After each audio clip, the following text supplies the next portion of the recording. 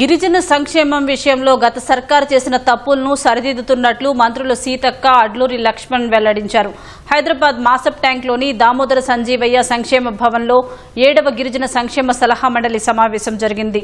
Tribal welfare minister Adluri Laxman, మంత్రి సీతక్క సహా గిరిజన ఎమ్మెల్యేలు, ఎమ్మెల్సీలు, ట్రైకార్ చైర్మన్ బెల్లయ్య నాయక్, ఇతర ఉన్నతాధికారులు భేటీలో పాల్గొన్నారు. గత సర్కార్ ఎస్టీ సప్లాన్ నిధులను పక్కదారి పట్టించడం వల్లే ఏజెన్సీ ప్రాంతం వెనుకబాటులో మగ్గిపోతుందని మంత్రులు వెల్లడించారు. నాయకపోడులను ప్రత్యేక ట్రైబ్గా గుర్తించాలని, ప్రత్యేక ఎస్టీ కమిషన్ ఏర్పాటు చేయాలని సమావేశంలో కోరారు.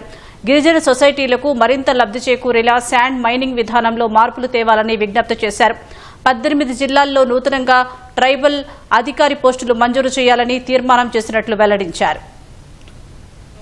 రాష్ట్రంలో గాని అత్యధికంగా వెనుకబడ్డది ట్రైబల్స్ కాబట్టి వారి యొక్క సమస్యల మీద మన ముఖ్యమంత్రి గారు గాని, అక్కడ మాకున్నటువంటి పెద్ద నాయకత్వం రాహుల్ గాంధీ గారు గాని నిరంతరం ఈ వెనుకబడ్డ వర్గాలను అభివృద్ధి పదంలోకి తీసుకురావాలన్నటువంటి లక్ష్యంతో పనిచేస్తా ఉన్నారు. వారి యొక్క ఆలోచన ఉన్నటువంటి మాకున్నటువంటి చట్టాలు, జీవోలు అవన్నింటినీ కూడా మరి అమలు చేస్తూ వెనుకబడ్డ ప్రాంతాలను, గిరిజనులను, ఆదివాసులను, మరి పీవీటీజీలను అన్ని వర్గాల అభ్యున్నతి కోసం మేమందరం కలిసికట్టుగా పనిచేయాలని ఈ యొక్క సమావేశంలో వివిధ అంశాల మీద చర్చించుకొని తీర్మానించుకోవడం జరిగింది.